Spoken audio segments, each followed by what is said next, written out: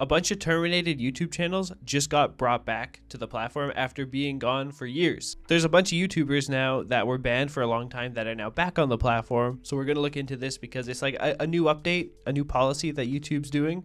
It's called the pilot program, which gives people a chance to rejoin YouTube after being terminated for a long time. Some really funny things have happened. But first, they posted about this on Twitter. They said that starting October 9th, some previously terminated creators will have the opportunity to request a new YouTube channel. So they won't get the old channel back, but they can get a new channel and start fresh on YouTube. So they said that, but a bunch of YouTubers that came back got their old channels back, which is kind of cool, but kind of weird. What does this new channel mean? Creators can build back their community, upload old content, and apply for YouTube partnership once their channel is eligible. Oh man, that's still a pretty big hit to have to rebuild your entire brand and audience, but I guess it's better than nothing, right? How will YouTube review requests? They say that they go into different factors and severity of their violations, so it does depend. They're not just gonna like let anyone back, but a lot of people who were banned probably for like different opposing views, that kind of did happen a few years ago on YouTube,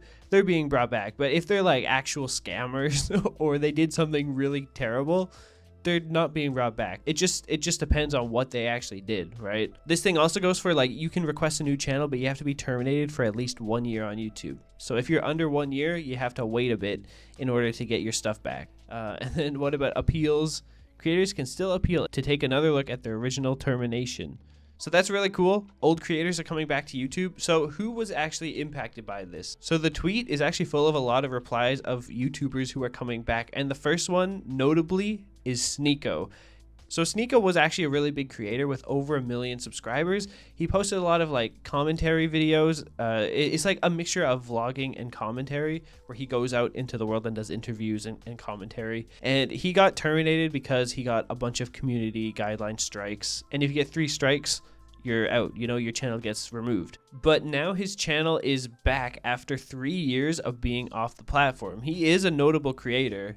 So now he's back on YouTube posting some of the videos that he was away from YouTube. I think these were posted to Twitter and other places, but now they're getting posted again. I used to watch Sneeko back in the day, but then as time went on, his content I didn't really vibe with at all. It went in a direction like that I didn't agree with, but I still didn't think he should be banned for his content. Like when he got banned, I looked at some of the videos he was making and I was like, you know, I don't really agree with a lot of this, but this isn't bad. Like this isn't ban worthy on YouTube. So I think YouTube went a little harsh a few years ago for certain people.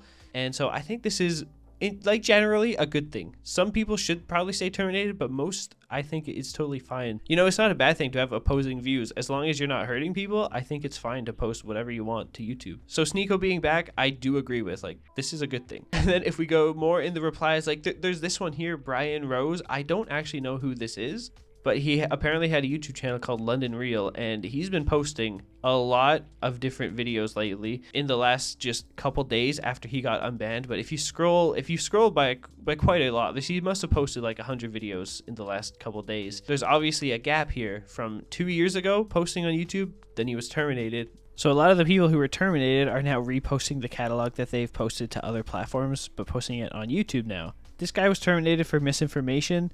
I think it's because he interviews a lot of people with various views, but I don't think that's enough to terminate someone over. Even if like the views are completely false, as long as they're not harmful to others, I think they should be allowed to be on YouTube personally. Anyways, there's some other channels in these replies that are asking for their channel back and are back. But something really weird and notable about Sneeko and this London Real channel is that all of their old videos from years ago are back on YouTube. Like I thought when your channel gets terminated, your videos and content actually get removed from YouTube, but I guess they saved all of Sneeko's videos. He has 433 videos. They saved all of those? Like I didn't know that's what YouTube does, but I guess they really can reinstate any video. But it doesn't seem like they're doing that for everyone because they're saying that you have to apply to start a new channel. Even though with Sneeko, I guess I was still subscribed to him when he was terminated and the channel's back and I'm still subscribed. Like what?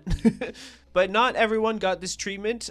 Some people had to make new channels and some people weren't allowed to come back. One thing that I found really funny is Andrew Tate posted on Twitter, "Thank you, YouTube, for respecting free speech." So I don't think he went through the process of like asking YouTube to get your channel reinstated. I think he just made a new one, and if you go to the channel, it's gone. It's terminated.